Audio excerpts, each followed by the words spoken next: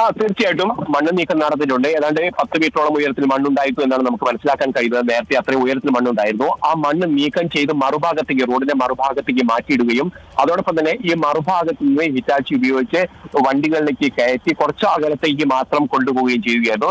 നമ്മൾ മാറ്റി നിർത്തിയിരിക്കുന്നത് ഏതാണ്ട് 3 കിലോമീറ്റർ അകലെയാണ്. പക്ഷേ അതിനിടയിൽ തന്നെ ഈ 3 മീറ്ററിന്റെയും ഈ അപകടം നടന്ന സ്ഥലത്തിന്റെയും ഇടയിൽ കൊണ്ട് ഈ മണ്ണ് ഡംപ് ചെയ്യുന്ന ഒരു പ്രവർത്തനമാണ് ഇന്ന് രാവിലെ മുതൽ നടന്നത്. അത് കൃത്യമായി തന്നെ അവർ നടത്തുകയും ചെയ്തിട്ടുണ്ട്. പക്ഷേ ഇന്നത്തെ കാര്യമല്ല, കഴിഞ്ഞ ദിവസങ്ങളിലാണ് ഇത്തരത്തിലുള്ള രക്ഷാപ്രവർത്തനങ്ങൾക്കൊന്നും വേഗതയില്ലാത്ത രീതിയിൽ പോയത്.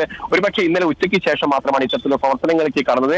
അതോടൊപ്പം തന്നെ ഇന്ന് രാവിലെ 6 മണി മുതൽ മഴയില്ലായിരുന്നു. പക്ഷേ 6 മണിയോട് ഒപ്പം നിന്നും രക്ഷാപ്രവർത്തനം ആരംഭിക്കാൻ കഴിഞ്ഞിരുന്നില്ല എന്നാണ് നമുക്ക് അറിയാൻ കഴിയും. കാരണം നമ്മൾ ഇവിടെ ഉണ്ടായിരുന്നു, 5 മണി മുതൽ നമുക്ക് ഇവിടെ ഉണ്ടായിരുന്നു. ആ സമയത്തൊന്നും ഈ സംഘമൊന്നും ഇവിടെ വന്നില്ല. ഏതാണ്ട് 6:20 കൂടിയാണ് ആ സംഘം എത്തുകയും 7 മണിയോടുകൂടിയാണ് രക്ഷാപ്രവർത്തനം ആരംഭിക്കുകയും ചെയ്തത്. പ്രത്യേകിച്ച് അനുകൂലമായ ഒരു കാലാവസ്ഥ നിലനിൽക്കുന്നു. ഇന്നലെയൊക്കെ ആണെങ്കിൽ കനത്ത മഴയും അതോടൊപ്പം തന്നെ മണ്ണിടിച്ചിലടക്കം. അഭിലാഷ്, ഒരു കാര്യം കൂടി അറിയണം. ഷിരൂരിൽ അർജുനെ കാണാതായി എന്നത് ആ കുടുംബത്തിന്റെ പരാതിയാണ്. ആ കാര്യത്തിൽ ഒരു അന്വേഷണം നടത്തുന്നതിന്റെ ഭാഗമായിട്ട് ഈ രക്ഷാപ്രവർത്തനം ഊർജിതമാക്കേണ്ടതുണ്ടല്ലോ. അങ്ങനെ ഒരു FIR എങ്കിലും ഇട്ടിട്ടുണ്ടോ ഈ വിഷയത്തിൽ? അതായത് ഒരു വ്യക്തിയെ, ലോറി ഓടിച്ചു വന്ന ഒരു വ്യക്തിയെ കാണാതായ സംഭവമാണല്ലോ ഇത്. തീർച്ചയായിട്ടും ഇതൊരു പ്രധാനപ്പെട്ട വിഷയമാണ്. നേരത്തെ നമ്മൾ സംസാരിച്ച MLA തന്നെ പറഞ്ഞു, ഇതിന്റെ ആ പ്രാരംഭഘട്ടത്തിൽ ഈ ജില്ലാ ഭരണകൂടത്തിനും പോലീസിനും വീഴ്ചകൾ സംഭവിച്ചു എന്നതാണ്. ആദ്യഘട്ടത്തിൽ ഈ പരാതി സ്വീകരിക്കാനൊന്നും ഇവർ തയ്യാറായിട്ടില്ലായിരുന്നു എന്നാണ് നമുക്ക് മനസ്സിലാക്കാൻ കഴിയുന്നത്. അത്തരത്തിലൊരു വീഴ്ച ജില്ലാ ഭരണകൂടത്തിന്റെ ഭാഗത്തും ഉണ്ടായിട്ടുണ്ട്. പക്ഷേ പിന്നീട് ആ കാര്യങ്ങളൊക്കെ അവർ കൈകാര്യം ചെയ്തു എന്നാണ് പറയുന്നത്.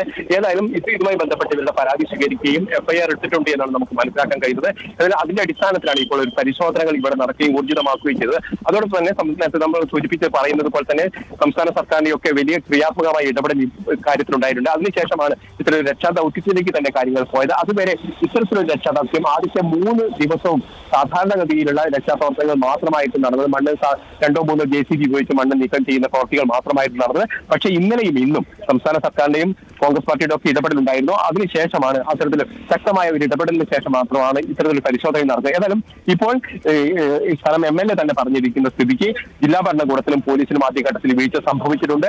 ആ വീഴ്ചയിൽ നിന്ന് അവർ പാഠം ഉൾക്കൊണ്ട് മുന്നോട്ട് വരുന്നില്ല എന്നുള്ളതാണ് പ്രധാനപ്പെട്ട കാര്യം.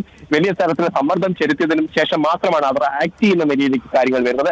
ഇപ്പോൾ നമുക്കറിയാം, കേരളത്തിലൊക്കെ ആയിരുന്നെങ്കിൽ ഇത്തരത്തിലൊരു സംഭവം, അപകടമുണ്ടായാൽ പോലും എത്ര വേഗമായിരിക്കും അവിടുത്തെ റെസ്ക്യൂ ഓപ്പറേഷൻ ഒക്കെ നടക്കുക എന്നത് നമുക്കറിയാം. പ്രത്യേകിച്ച് ആദ്യത്തെ ഇത്തരത്തിലൊരു സംഭവം നടക്കുന്ന സമയത്ത് ആദ്യത്തെ 4, 5, 6 മണിക്കൂറാണ് ഗോൾഡൻ ഹവേഴ്സ് എന്ന് പറയുന്നത്. ആ സമയത്ത് നടത്തുന്ന പ്രവർത്തനമാണ് ഈ ഇത്തരത്തിൽ അപകടത്തിൽപ്പെടുന്നവരെ രക്ഷപ്പെടുത്താൻ സഹായിക്കുക. പക്ഷെ അത്തരത്തിലൊരു പ്രവർത്തനം ഇവിടെ നടന്നില്ല. അത് തന്നെയാണ് ഈ ഒരു ദുരന്തത്തിന്റെ വ്യാപ്തി കൂട്ടുന്നതിലേക്ക് നയിച്ചത് എന്ന് വേണം പറയാൻ. ഇക്കാര്യത്തിൽ വളരെ പ്രധാനപ്പെട്ട ഒരു ചോദ്യം അവിടെ നിൽക്കുകയാണല്ലോ. ഈ രക്ഷാപ്രവർത്തനത്തിന് ഏകോപനം നിർവഹിക്കുന്നത് ഉപമുഖ്യമന്ത്രി DK ശിവകുമാർ ആണെന്ന് കേരളത്തിൽ നിന്നുള്ള മുതിർന്ന നേതാക്കൾ, പ്രതിപക്ഷ നേതാവും അതുപോലെ തന്നെ AICC ജനറൽ സെക്രട്ടറി KC വേണുഗോപാലും ഒക്കെ കഴിഞ്ഞ ദിവസം തന്നെ പറയുന്നു. മുഖ്യമന്ത്രി സിദ്ധരാമയ്യ, ഉപമുഖ്യമന്ത്രി DK ശിവകുമാർ ഇവരെയൊക്കെ മാറി മാറി ബന്ധപ്പെടുന്നുമുണ്ട്. പക്ഷേ ആ ബന്ധപ്പെട്ടതിന് ശേഷം എവിടെയാണ് ഈ പരിശോധനകൾ നടന്നത്? അല്ലെങ്കിൽ അവരിൽ ഒരാളെങ്കിലും അവിടേക്ക്, ആ സ്പോട്ടിലേക്ക് എത്താതിരിക്കുന്നത് എന്തുകൊണ്ടാണ്? ഇത്രയും പ്രാധാന്യമേ ഉള്ളൂ? ഒരു മലയാളി മണ്ണിനടിയിലുണ്ട്, മലയാളിയെ തിരയണം എന്ന് പറഞ്ഞ് നമ്മുടെ മുഖ്യമന്ത്രി കഴിഞ്ഞ ദിവസം അയച്ച കത്തിന് വളരെ ഗൗരവമുള്ള ഒരു ചോദ്യമാണ്. ഒരു മലയാളി മാത്രമാണ് എങ്കിൽ പോലും 3 പേരെയാണ് ഈ മണ്ണിനടിയിൽ തിരയുന്നത് എന്നുള്ളതാണ് വസ്തുത. കാരണം ഒരാളെ തിരിച്ചറിഞ്ഞിട്ടുണ്ട്, ഒരു കന്നഡ സ്വദേശിയാണ്, മറ്റൊരാളെ തിരിച്ചറിയുക പോലും ചെയ്തിട്ടില്ല. അത്തരത്തിൽ 3 പേർ ഈ മണ്ണിനടിയിലുണ്ട്. അവർ ജീവനോടെ ഉണ്ടോ, അവരെ തെരഞ്ഞു കണ്ടെത്തേണ്ടതുണ്ട് ഇല്ലേ എന്നുള്ള കാര്യങ്ങളൊക്കെ ചെയ്യേണ്ടുന്ന സംസ്ഥാന ഭരണകൂടം അതിൽ തുടക്കം മുതൽ അലംഭാവം കാണിച്ചു എന്നുള്ളതാണ് ഇതിൽ പറയാനുള്ളത്. മറ്റൊന്ന് ഇതിൽ പറയാൻ, നമുക്കറിയാം, നേരത്തെ ഞാൻ സൂചിപ്പിച്ചതുപോലെ തന്നെ കേരളത്തിലൊക്കെ നടക്കുന്ന സമയത്ത് റെസ്ക്യൂ ഓപ്പറേഷൻ സർക്കാരിന്റെ ഭാഗത്ത് ഒരു വശത്ത് നടക്കുമ്പോൾ അവിടുത്തെ സന്നദ്ധ സംഘടനകളും അവിടുത്തെ ജനങ്ങളും ഒക്കെ ഇതിൽ ഇടപെട്ടുകൊണ്ട് ഏത് തരത്തിലാണ് ആ കാര്യങ്ങൾ കൈകാര്യം ചെയ്യുന്നതൊക്കെ നമ്മൾ കവടക്കപ്പാറയിലടക്കം നമ്മൾ കണ്ടതാണ്. അവിടെ ഇത്തരത്തിലുള്ള മെഷീനറികളൊക്കെ പരാജയപ്പെടുന്ന സാഹചര്യം ഉണ്ടായിരുന്നു. അപ്പോൾ പോലും രക്ഷപ്പെടുത്തിയെടുക്കാനൊക്കെയുള്ള ശ്രമങ്ങൾ അവരുടെ ഭാഗത്ത് എത്രത്തോളം ഗൗരവത്തിൽ തന്നെ നടന്നു എന്ന് നമുക്കറിയാം. പക്ഷെ അത്തരത്തിലുള്ള ശ്രമങ്ങൾ നമുക്കിവിടെ നിർഭാഗ്യവശാൽ കാണാൻ കഴിയുന്നില്ല എന്ന് വേണം പറയാൻ. അഭിലാഷ്, ഇനി ചെയ്യേണ്ടത് നമ്മൾ ഈ ഒരു ദൃശ്യത്തിൽ, അതുപോലെ തന്നെ അർജുനെ കണ്ടെത്തുന്നതിനായുള്ള ഈ തെരച്ചിലിൽ ഒപ്പം ചേരുമ്പോൾ അർജുൻ എന്ന വ്യക്തിയെ അഭിലാഷോ ഞാനോ അല്ലെങ്കിൽ നമ്മുടെ റിപ്പോർട്ടർ വാർത്താ സംഘത്തിലെ ആർക്കുമോ പരിചയമില്ലാത്ത ഒരു വ്യക്തിയാണ്. പക്ഷേ നമ്മുടെ ഒപ്പമുണ്ടായിരുന്ന ഒരു മനുഷ്യൻ മണ്ണിനടിയിലാണ് എന്ന ആ കുടുംബത്തിന്റെ വേദന ഉൾക്കൊണ്ടുകൊണ്ടാണ് നമ്മൾ ഈ രക്ഷാദൗത്യത്തിന്റെ ഭാഗമായതെങ്കിൽ ബന്ധപ്പെട്ട സർക്കാർ സംവിധാനങ്ങൾക്ക് അതിനേക്കാളും ഉത്തരവാദിത്തമുണ്ട്. അവർ അതിനേക്കാളും ഉത്തരവാദിത്തത്തോടെ ഈ തെരച്ചിലിനായി മുന്നൊരുക്കങ്ങൾ നടത്തുകയും ഇക്കഴിഞ്ഞ 5 ദിവസങ്ങളിൽ കാണിച്ച അലംഭാവം കാണിക്കാതിരിക്കുകയും വേണമായിരുന്നു. തെരച്ചിൽ തുടങ്ങി, ഇന്നലെ തുടങ്ങുന്നു, അത് കാര്യക്ഷമമാകുന്നത് വൈകിട്ടോടുകൂടിയാണ്. രാത്രിയാകുമ്പോൾ അതങ്ങ് നിർത്തിവെക്കുകയാണ് തെരച്ചിൽ. അതിനുശേഷം രാവിലെ പുലർച്ചെ 5:30 റഡാറൊക്കെ എത്തിച്ച് തുടങ്ങുമെന്നുള്ള പ്രഖ്യാപനങ്ങൾ, വാർത്താ തലക്കെട്ടുകൾ സൃഷ്ടിക്കുന്നു. പക്ഷേ ആ തലക്കെട്ടിനപ്പുറം അവിടേക്ക് എത്തിച്ചേർന്നത് എപ്പോഴാണ്? ഉത്തരകന്നഡ എസ് പി നാരായണയടക്കം അവിടെ എത്തുന്നത് ഏത് സമയത്താണ്? കളക്ടർ അടക്കം ബന്ധപ്പെട്ട ഉദ്യോഗസ്ഥർ അവിടെ എത്തുന്നത് ഏത് സമയത്താണ്? ഇത്രയും ഉത്തരവാദിത്തമേ നിങ്ങളെയൊക്കെ വിശ്വസിക്കുന്ന മനുഷ്യരോട് നിങ്ങൾക്കുള്ളോ എന്ന ചോദ്യം അത് തീർച്ചയായും അവിടെയുള്ള മനുഷ്യർ നിങ്ങളോട് ചോദിക്കും.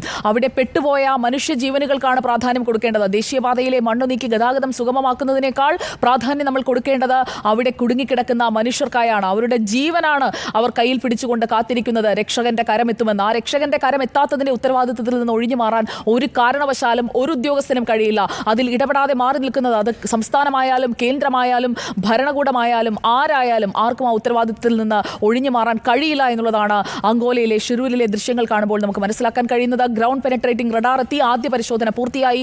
അതിനാവശ്യമായ സാങ്കേതിക സംവിധാനങ്ങൾ ഒരുക്കണമെന്ന് പറയുന്നു. അത് കൃത്യമായി ഒരുക്കി കൊടുക്കുന്നുണ്ടോ? എത്രയും പെട്ടെന്ന് ആ മണ്ണിനടിയിൽ ആ മനുഷ്യനുണ്ടെങ്കിൽ അതിനെ കണ്ടെത്തുക എന്ന ദൗത്യത്തിലേക്കാണ് നമ്മൾ പോകേണ്ടത്. 100 മണിക്കൂർ, 1 2 അല്ല, 100 മണിക്കൂറാണ് ജീവൻ കയ്യിൽ പിടിച്ച ആ മനുഷ്യൻ ആ മണ്ണിനടിയിൽ കിടക്കുന്നത്. മണ്ണിനടിയിലാണോ അതോ പുഴയിലാണോ എന്ന തർക്കത്തിനപ്പുറം മണ്ണ് മാറ്റൂ നിങ്ങൾ ആദ്യം. മണ്ണിനടിയിൽ ഇല്ല എന്ന് ഉറപ്പിക്കൂ നിങ്ങൾ ആദ്യം. അതാണ് ഷിരൂരിലെ അധികൃതരോട്, രക്ഷാസംഘത്തോട് നമുക്ക് പറയാൻ ഉള്ള കാര്യം. ആർമിയെ വിളിക്കണം, സൈന്യത്തെ വിളിക്കണം എന്ന് കുടുംബം ആവശ്യപ്പെടുന്നത് അവരുടെ ആശങ്കയിൽ നിന്നാണ്, അവരുടെ ഗതികേടിൽ നിന്നാണ്. അതൊക്കെ മനസ്സിലാക്കി അവരോട് അനുഭാവത്തോടെ പെരുമാറണം. അവരും മനുഷ്യരാണ്, ഓരോ ജീവനും വിലപ്പെട്ടതാണ്. തിരിച്ചറിഞ്ഞ ഒരാൾ അർജുൻ, ഒപ്പം മറ്റ് മൂന്നാമത്തെ ഒരാൾ, ഇത്രയും പേർ ആ മണ്ണിനടിയിൽ ഉണ്ട് എന്നാണ് അവിടുത്തുകാർ സംശയിക്കുന്നത്, നമ്മൾ കരുതുന്നത്. അപ്പോൾ ആ മണ്ണിനടിയിൽ നിന്ന് ആ ജീവന്റെ തുടിപ്പ് തേടിയുള്ള രക്ഷാപ്രവർത്തനത്തിന്റെ നല്ല വാർത്ത എത്തുമെന്നുള്ള പ്രതീക്ഷയോടെ നമുക്കും കാത്തിരിക്കാം.